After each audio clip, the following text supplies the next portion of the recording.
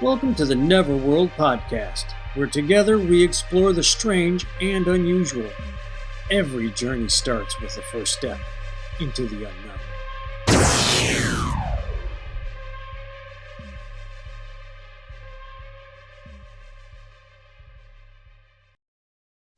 Hey, everybody. Welcome to Neverworld Podcast. I'm Scott with my friend Dave, and today we have a special guest, a coworker of mine named John, who has joined us to talk about...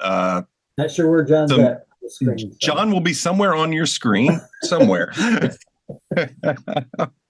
Anyway, he's moving, but anyway... So we brought John on to talk about some experiences he had while doing prison ministry. Mm-hmm. And this goes in line with our previous past few shows when we talked about the satanic panic of the 1980s. And we've discussed exorcisms and stuff along those lines, demons and angels. And John has had some experiences with that. And John, welcome. I really appreciate you taking the time to come on and chat with Dave and I. Glad to be here. You had talked to me a little bit about some of the things that had happened in your past, and I just found it very intriguing, and I'm glad you agreed to share. What I'd like our listeners to know, and myself, is tell me a little bit about the prison ministry and how this all kind of came about, how you ended up doing that. Well, first, I was in security work before I ever got into prison ministry. Okay. And this is the majority of the stories minus one is where I saw all this stuff. Oh, okay. Prison ministry was something that came about a couple of years ago, and I actually met a satanic worshiper, or ex-satanic worshiper at the last prison I was, Okay. All right. He's got a life sentence, and I was sitting next to him long before I realized this is the guy that they were telling stories about before I ever got there. Oh, man. Yeah. So it was, we both shocked each other in the end. But what I mentioned to you was about a certain individual in Memphis when I was doing security work up there. Right, okay. And I'd run across. And this was literally the only person I've ever met that I would say was demon possessed. He had committed 4 murders. He had stabbed elderly women from age 70 to age 90 and killed them. And where he had stabbed them, he had had sex with them. Okay. Very gruesome guy. He did 4 of these. Jeez. When I met him, I was watching the inmates observe this guy because they called him Cajun. And he was very thin, very lanky. He was probably about 5'6". Mm-hmm. But one of the inmates complained that this guy never blinked. I said, well, that's impossible. Right. Right. So I sat there and I watched him for like 20 minutes. And I thought that he and I were blinking at the same time. So I like double blinked. I'm serious. And he never blinked. And when I started to study his eyes, and this is a memory. So he probably had white around the eyes. But if you were to walk me into court today and say, what did his eyes look like? I would say they were total black in the corner. He seemed like one of the most ordinary people that I'd met, short of his crimes and short of the fact that he didn't blink. But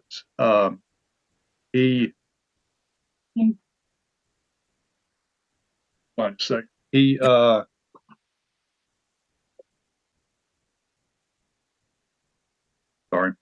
No, that's fine. I'll trim that little bit. We're good.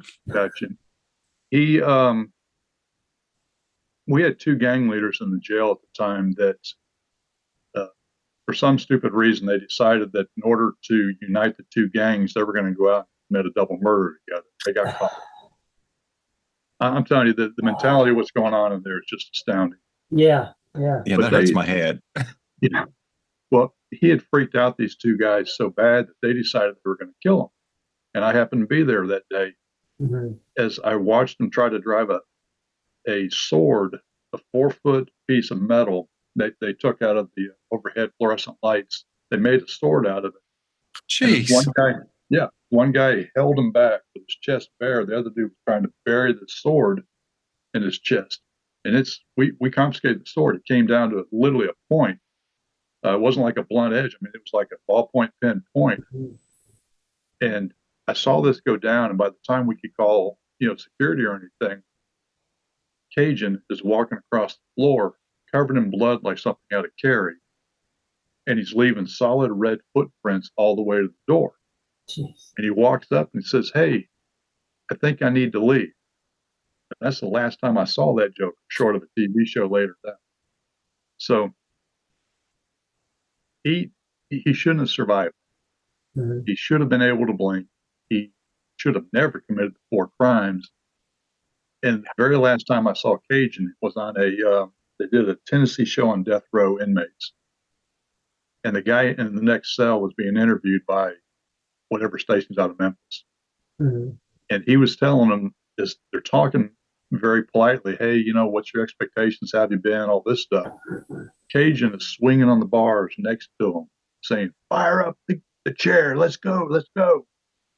And Donnie Johnson, who I recently found out passed away, I mean, they executed him, said, "Cajun, when we get out in the courtyard, I'm going to kill you."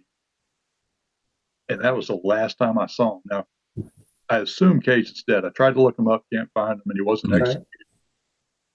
But a couple years back, I looked him up because that's the kind of guy you just never forget. Well, how could you? Yeah, no kidding. Right. And he's not on the prison rolls. So they definitely would not have ever let that. Wow. So, but that's the weirdest thing. So So were they able to actually stab him, or was it just? Oh was yeah, that, I was watching him very. So that was his blood, and he. Wow. And he walked away from it. He walked away from it like he was simply walking up to the gates to go, "Hey man, whatever." I mean, he wasn't limping.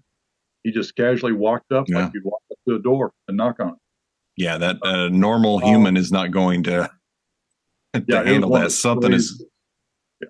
Yeah. Wow. Wow. And that was when you were doing security, correct? Yeah. We were. I started off installing systems, and I would check systems and procedures, and that happened to be one of the times that I was checking the procedure. So to be inside of a jail, a prison, high security facility, or anything, that was normal for what my job entailed. Wow. So even having that experience, you, I guess, somewhat more recently started prison ministry. Did that have any effect on you doing that? Or did that push you to that? Or I had literally started not prison ministry, but a spiritual walk, Christian walk, a year before that. Mm-hmm. So running across Cajun was rather interesting for a young Christian. It tells us that it's a spiritual warfare, the demon possession, all that. Mm-hmm. But to actually run face to face with something like that, right, it's an eye opener. It'd be terrifying. Absolutely. Yeah. Wow. Definitely. So when you met, I don't know what the time 1989 was. So when did you just recently became a minister or ministering to the prison? I've been a minister for probably the past 3 years. I've been on church staff for the past 10 years. All right. And I've been a Christ follower since 1989. Right. And that's Okay. when I met Cajun. So that was when you met Cajun and the guy that you said used to be a satanic. I met him 2 years ago. Oh, you know him 2 years ago. I'm sorry. I was trying to figure out the timeline here and what. No, I met David. Motivated to become a prison get into prison ministry. Well, that's a funny story. 10 years ago, I met a guy that did this for 20 years. Mm-hmm. He's been doing it for 30 now. But 10 years ago, I met him, and for some reason, my application couldn't get processed through. Out of everybody at our church, they processed everybody in like a day, but for some reason, mine got lost. And he said, "You can't go in." Well, I never pursued it. Right. So when I started working with Scott, I run across this guy 3 years ago, and he's like, "Dude, you got to check this out." And I literally go to, do a prison ministry within that year. And that was the first time that I'd stepped back inside of a prison in 10 years. Right. Wow. Right. So it was just interesting that I'm sitting there with 30, 40 inmates, 10 guys, 10 ministers, and we're doing a 3-day prison ministry. Right. And the guy sitting next to me, I find out later, is this Satan worshiper that had pentagrams drawn on his floors, tattooed on his chest, dead cats in the cell, stuff like that. Oh yeah. Wow. Okay. He was doing all the sacrifices. You could get everything in jail then, apparently. Yes. Yeah. I mean, I saw, when I was working in Texas, I saw cats and birds, dogs and stuff like that. It's not necessarily property. It's just what you can get your hands on. Right. And David managed to get a hold of some that just didn't make it out of the cell. Damn. I knew a guy that had a trained rat that would jump on guards. That was in Texas. I'm serious. That's awesome. Yeah, I mean, however you train a rat, he trained him that when he saw a guard to jump and try to bite him. That's funny. Yeah, the rat didn't last long once he caught him. But that. Death row. But, yep. Wow. So, I know I'm very interested in the Satan worshiper. Was he at where you guys were ministering in the prison? Was he there to learn, or was he there to mock, or was he just there neutral? Like, no. From what I found out later, because when they asked me to go in and talk and minister and stuff, this was all new to me. I was literally taking it day by day. Right. Okay. I didn't know what to expect. Here's a guy that had tightened up their security, and now I'm walking into the very guys that really like to be free. So right. It was an experience for me to, be able to sit there and say, "Hey, how you doing?" Because there were no guards around. It was simply them and us. Okay. Yeah. We were in the chapel. We went to lunch with them. We came in after breakfast. We left before dinner. But we ate lunch with them, and we lined up in line just like they did. Huh. But David when I met him, he wasn't doing that. And I found out from the leader of the mission group in there that he knew David for probably 5 years, and David was one of his prized pupils. Every time that they would go in and do a Christian ministry, David was there. He had renounced all the Satan stuff. Okay. In Florida, to my understanding, there is no, if you get a life sentence, you're in there till they decide to parole you. Right. I'd met inmates that had 33 years. I'd met inmates that just started off on a life sentence. David told me he would never be released because his charges were that bad. I believe him. Right. I mean, I'd met jokers and guys in Texas that had 5,515 years that made parole in 15 years. Yeah. David said, "I ain't never getting out. They're never going to let me go." And I believed him. Not because he was doing anything wrong. Just they weren't going to let him go. Right. Wow. I don't know if I'd want David out anyway, but no. I mean, I'm all for second chances and rehabilitation. I do believe anything is possible, but I also do believe that there's a certain level of real evil in the world that, you don't want that out. Yeah. I agree with that. That's how do you, when you come across somebody like that and you know they have such a heinous past, such a violent past, is it hard for you to push that aside and see them again as a human and tend to their spiritual needs? Well, there was a reason they didn't tell me about David's past. And when I met him, I spent literally the whole day talking with him. And you don't walk in and shake hands and go, "Hey, what are you in for?" That's just not a discussion in prison. Right. But after a day of talking with this, intellectual guy that seemed to be, peaceful spirit, that you're not sure what he's in there for, but it's in his past, that. It was hard for me to come back the second day and to look at David as a Satanist that had committed whatever the crime was. because I'd already met him. I already knew who he was. So basically, you didn't have a chance to prejudge him like we do as humans, as we do as people. Yeah. When Victor Cos came in, I knew who that was. He was making the newspapers. All the inmates were talking about him. All the jail inmates, because I never knew him. I never went to Riverbend. But he was somebody that when he walked down the hall, you just didn't, you just weren't comfortable around him. He could say nothing, and you just wouldn't be comfortable. Right. Now, for the 20 minutes that I observed him, he wasn't doing anything weird or anything. He was literally sitting on a table playing cards with inmates. But he still made you feel, unclean, uncomfortable. And I think that, like I said, that was a very torn up man inside. I don't think his human self is in, if that makes any sense. It does. It does. I think we, and we see it on lesser levels in life. When you get around certain people, you either click or you feel a negativity and you kind of push away. But sounds like he was taking that to a whole new level, that you just knew that this is somebody you don't want to be around, or it made you uneasy. That's I mean, I never feared for my life around him. I mean, that wasn't fear. It was just the chemistry of I don't want to have a lunch with a guy. I don't want to get into a 10-minute conversation with him. He can be standing over there doing absolutely nothing, and that's fine. I had no desire, even as a Christian, to minister to this guy. That's a sad thing to say, but there was no draw for me to go over there and go, "Hey, dude, what's up? What's going on?"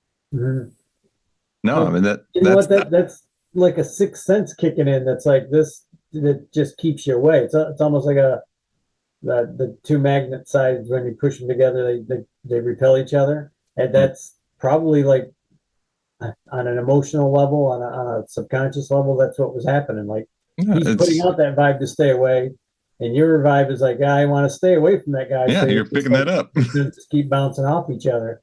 He didn't want to be around, and you didn't want to be around him. And it makes sense. I mean, that's a safety. That's like nature kicking in, Well, they say, just stay away from the guy. In all my self-defense classes and all this stuff, they say that primal instinct it's DNA in us. Right. And you feel the hair on the back of your neck, that subconscious thing telling you, that's primal instinct telling you you probably don't want to go down that alley. Listen to it, yeah. Right. And people get in trouble because they don't listen. Yeah. It's hard sometimes, because you're like, oh, well, I'm just being silly or whatever. No, always listen to your gut. And that's a hard lesson to learn, which is built into us for a reason. I mean, it's self-preservation. Years or millions of years, however long that instinct has been kicking in. Yeah. Right. I mean, if we second guessed ourselves during the dinosaurs, we wouldn't be having this conversation. Right. Right. Exactly. True that. Let's go just pet the Tyrannosaurus Rex. Look at his little arms. Isn't he cute? Yeah. Those little arms aren't going to hurt you, chomp. Yeah. Early PETA. I'll build a house with that big bird. It looks nice. Yeah. Chirp, chirp, come here, ducky. Yeah. So have you is that that's the most extreme that you've run across is Cajun, extreme, right? Well, I know, Cajun, right? It is. It's pretty extreme. It's very extreme. After I met Cajun, I came down to Florida for about 5 years to do some work down here, and that's literally what ended my desire to ever do that again. But I was down in Citrus County, and I met Eileen Warnitz down there, female serial killer. Oh yeah, that they made the movie that Charlize Theron played, Monster. Yes. Wow. It was weird because she had her own cell, but there was a small hole at the top of the cell. It's all metal walls down there with rivets and brads. There was a small hole where you could push literally a cigarette through at the top, and her cell backed up to one of the men's units. And I watched the inmate pass a note through to her. And when it came back, he and I were talking. He's showing it to me. It's in crazy handwriting. She called herself the Electric Chicken. You left your chicken? I'm serious. And I wrote a note and I said, send it to her. And this was a Christian note, hey, I'm praying for you. I hope everything's, and Right. when she sent back a note, I can't remember what she called herself, but it was 2 totally different handwritings. Yeah. Yeah. And it was weird because this inmate and I are looking at these notes. Mine's in like this fluid, very nice cursive. His is in this chicken scratch scribble. You can read both of them. Wow. But you would have thought there were 2 people in that cell. Wow. Yeah. And I knew for a fact she was by herself. Yeah. Yeah. That's wild. multiple personalities kicking in there. That's Yeah. a whole new level of, I hate to say it, it's a whole new level wild. of crazy. That it's hard. It's tough to even nail down on somebody like that. Yeah. Yeah. I never saw her. That was a weird thing. I knew she was in there simply because the sheriffs were escorting her in and out. But where I was located, I wasn't privy to the transportation. Right. And they cleared the halls when she came in and out. Wow. But it was weird. That 1 hour, this guy and I are sending notes back and forth because I was amazed at the different handwriting. I went into my 1 semester of psychology. Yeah. Let's figure this out. Yeah. I've got her figured out. I know what's wrong. Yeah, you got it all. Just don't let her eat bacon anymore. She'll be fine. Right. It wasn't the good side that was doing the crime. It was the other. There's Sybil in the next room. Yeah, exactly. Nice reference. So yeah, that always amazes me. All of this amazes me that you face something that you knew was not right, and yet you put yourself right back into a prison where there's bad people, and am I wrong in thinking that it actually maybe solidified your faith more, or made you more desire to minister, or what? Ministry was an accident. Okay. No, I'm serious. Joining the church, being a minister, all that was accidental. When I got fed up with Florida government, all that, I was literally on my way out of Florida to either Colorado I had some money, I had some inheritance. I was either going to buy an acre of land and a chainsaw, cut down trees for a cabin, and I didn't have a clue what I wanted to do. Or I was going to take my funds and go to Thailand and be a Christian minister, flying blankets, Bibles, missionaries to every country around it. Well, some missionary work. Right. Okay. But be a minister, that was never on my radar. Right. That's be able to speak to somebody to say, hey, this is what I believe. This is what I want to help you. That's never been able to exit the mouth. But to help somebody, I can do that all day long. I can jump in and find a blanket, find a source, find an airplane, find somebody that can help somebody. That I can do all day long. But to stand up on stage and give a sermon, that is only recently come to fruition.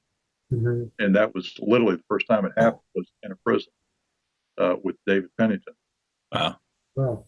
Because they asked me, I didn't plan to speak. They said, "Oh, dude, first time you're not." I hate being put on the spot, man. Literally, it was after lunch, and he says, "Hey, you want to speak?" I'm like, "Yeah, sure." And I winged it up on stage, and it was. And when I say wing it, the only thing I could witness was what I had experienced in regards to my walk to these guys that were Christians or were about to be Christians. And it wasn't a come to Jesus message. It was simply a, dude, God has something better for you. Right. This may suck here and you may never get out. God has something better for you. And it came so fluidly that I was absolutely amazed. I thought, wow, that's, for 30 years, that's like the toughest thing to do. Walk up to somebody and try to validate your belief. But now I'm in front of a bunch of, thieves, killers, rapists going, hey, guess what? And it just came out easily. Wow. Why have I Right. been holding back for 30 years?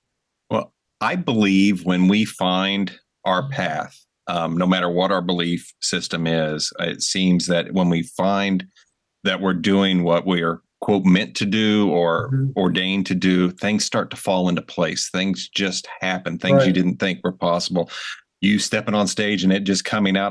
That doesn't sound like an accident to me. It sounds like, hey, this was supposed to happen. John was supposed to let that come out, and you saw just what could be done. It's neat when things like that happen. That is really cool. Yeah, that's nice. That's like you said. It's when your path is found for you, or you find it yourself.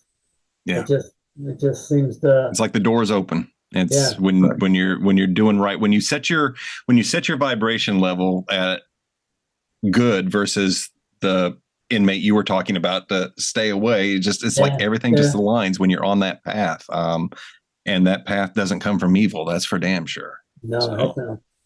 I agree 100% with you there. So, David, do you have any more questions for our guest, John?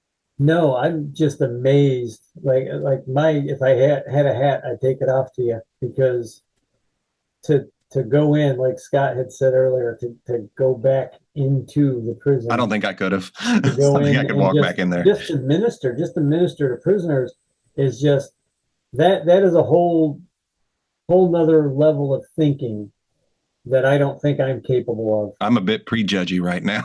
Yeah, like right now, like maybe 20, 30 years I might be able to. I'll be like 80 years old and just not care. But like right now, I just think like that I'm not in a headspace that I could do that. So yeah, that's freaking great. And it's good that people that are there want to hear you. They want to hear what you got to say. They want to hear about there is something better. It's not what you've been brought up with your whole life or what you were told. It's actually a lot better if you open up, if you open your heart, open your mind to it. It's good for you, it's man. definitely a mind game in there, and I don't mean playing mind games. It was just I've done this that work for over 20 years. In the 20 years, it was just shocking to see the mentality of people that they consider this to be normal. Yeah. So they're going to prison to be badge of honor.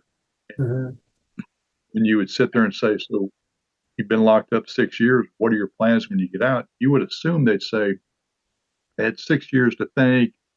I've got these plans. I have this support system. But most of them just go back to doing what they knew how to do, even though they've been out of circulation for whatever amount of time. Yeah. It just blew my mind that there was no positive direction, even after they got kicked back. Time. I mean, cell phones came out while some of them were in there. Yeah. He changed. I knew a guy that when they released him, they handed him $5 $20 bills, and he refused to touch them because he thought they were counterfeit. I mean, I believe it because they've changed so much. Yeah. They look like Canadian money now, or British money almost. Yeah, more color. Yeah. Yeah.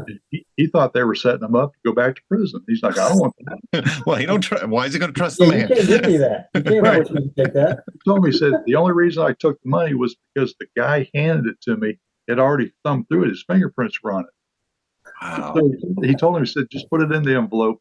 I'll take it. And his fingerprints were on the envelope because he said he'd been locked. Anything happened. Yeah, 14 and a half years. He goes, I thought that I was going to walk out, find a Secret Service guy out there, Treasury Department, whoever does the cash, and they were going to arrest me for counterfeit money.